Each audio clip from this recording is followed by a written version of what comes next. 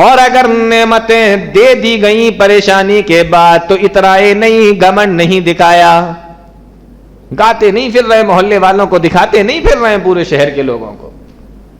فرمایا یہ صبر کرنے والے بندے ہیں. تو یہ تیسرا جو گروہ ہے، تیسرے قسم کے جو لوگ ہیں، یہ اللہ رب العالمین کو پسند ہے. اللہ نے فرمایا اولئک لہم مغفرۃ واجر کبیر، ان کے لیے مغفرت ہے، ان کے لیے بڑا اجر ہے. تو یہ تین طریقے کے لوگ. اور اس میں ایک بہت ہی عجیب نقطہ بیان کیا گیا ہے کہ دیکھو اللہ رب العالمین نے دونوں جگہ پہ ازقنا کا لفظ استعمال فرمایا. وَلَئِنْ أَذَقْنَا الْإِنسَانَ مِنَّا رَحْمَةً، جب ہم انسان کو رحمت چکھاتے. وَلَئِنْ أَذَقْنَاهُ نَعْمَاءَ بَعْدَ ضَرَّاء، جب ہم مصیبت کے بعد انسان کو نعمت چکھاتے. دونوں جگہ چکھانے کا لفظ استعمال کیا گیا.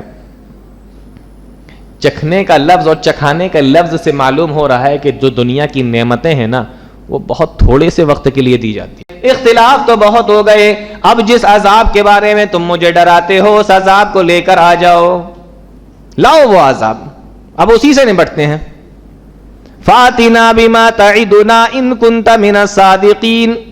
نوح علیہ السلام نے جواب دیا انما یاتیکم بہ اللہ ان شاء وما انتم بمعجزین. وہ عذاب ہم نہیں لائیں گے، عذاب بھی اللہ لائے گا.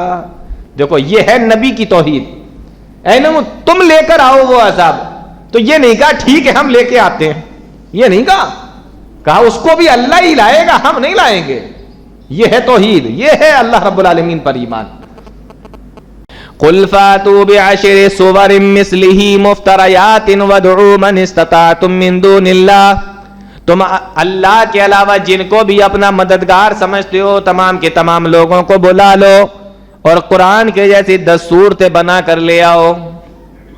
یہاں 10 صورتوں کا ذکر ہے اور ایک جگہ صرف ایک صورت کا ذکر ہے، وہ جو آ چکی ہے سورہ بقرہ میں. وَإِن كُنتُمْ فِي رَيْبٍ مِّمَّا نَزَّلْنَا عَلَىٰ عَبْدِنَا فَأْتُوا بِسُورَةٍ. یہاں اللہ نے فرمایا ایک صورت لے آؤ.